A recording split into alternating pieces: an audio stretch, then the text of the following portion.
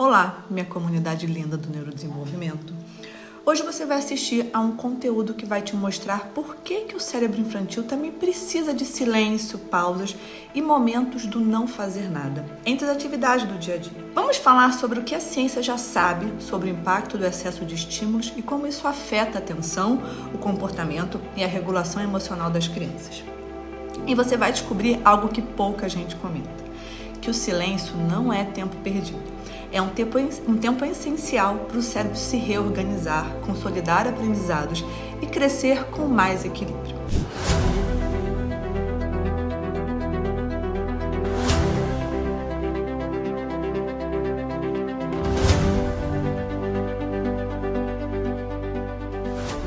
Seja muito bem-vinda ao canal.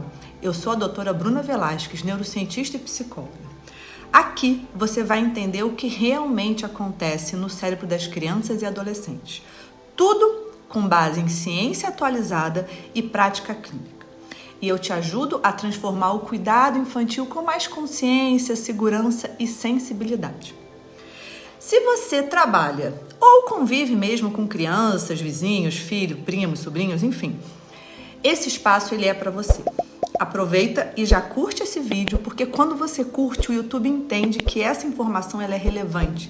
Entregue esse conteúdo para mais pessoas que também precisam ouvir isso e conhecer um pouco mais sobre a infância.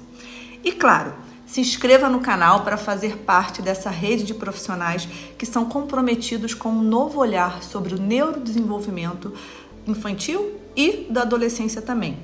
E, gente, tem um detalhe importante. Não deixe de ativar o sininho das notificações e clicar em receber todas as notificações. Porque assim, o YouTube ele vai te avisar sempre que eu postar um vídeo novo e você não perde nada, nenhum conteúdo, tá? Aqui, a gente constrói conhecimento em rede com profundidade, prática e respeito à infância. Vamos juntas nessa missão? Você sabia que o cérebro da criança precisa de silêncio? Sim, o silêncio não é ausência de estímulo. Ele é, na verdade, um espaço essencial para o cérebro trabalhar de forma mais integrada. Uma frase que eu gosto muito de dizer é: o cérebro infantil também precisa de silêncio. Entre uma atividade e outra, é no não fazer nada que ele realiza tudo. É um momento importante para ele desenvolver e trabalhar com aquela atividade, com aquelas informações que ele já aprendeu durante o dia. Isso quer dizer que é nesse momento de pausa, quando não há estímulo externo constante, nem tela, nem demandas, nem atividades, que o cérebro consegue organizar as informações, consolidar o que aprendeu, integrar emoções e renovar a atenção. A gente vive em um ritmo muito acelerado e muitas vezes acredita que quanto mais atividade a criança fizer, melhor. Mas o excesso de estímulo pode gerar o efeito contrário. Sobrecarga, estresse e desorganização neurofisiológica.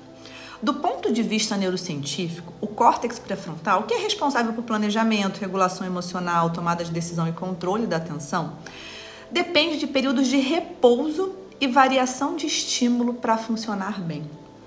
Uma outra rede também muito importante, que é a rede de modo padrão, aquelas áreas que entram em atividade quando o cérebro está em repouso, são fundamentais para o desenvolvimento das funções superiores, das funções mentais superiores.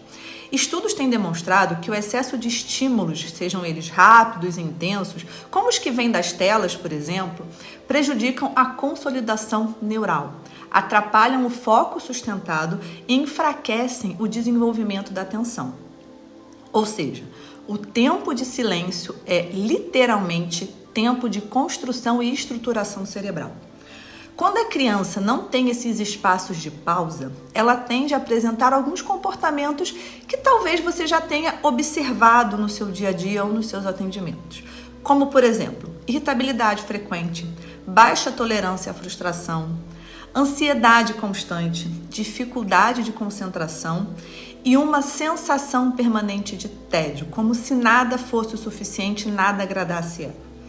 Agora, compare com crianças que têm a chance de simplesmente estar, observar, brincar sem objetivo, brincar de forma livre, olhar o céu, pensar livremente.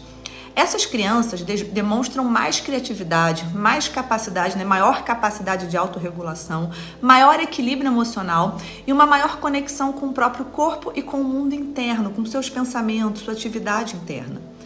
Então, o que você pode fazer de fato na prática? Aqui vão algumas estratégias que são simples, que fazem toda a diferença para o neurodesenvolvimento.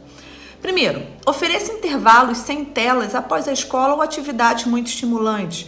Permita momentos de ócio criativo, tempo livre para desenhar, deitar no chão, olhar pela janela.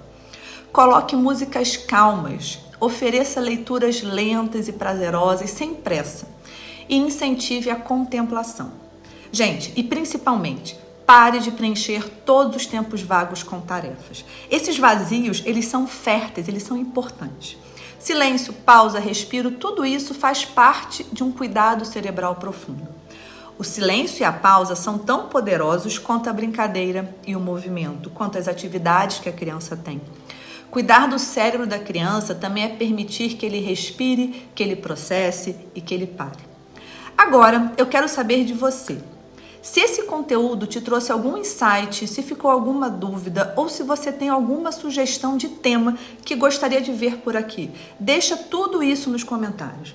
A sua participação ela é muito importante. Ela me ajuda a entender o que faz sentido para você e a construir conteúdos que são cada vez mais alinhados com as suas necessidades para a gente construir e fortalecer essa rede.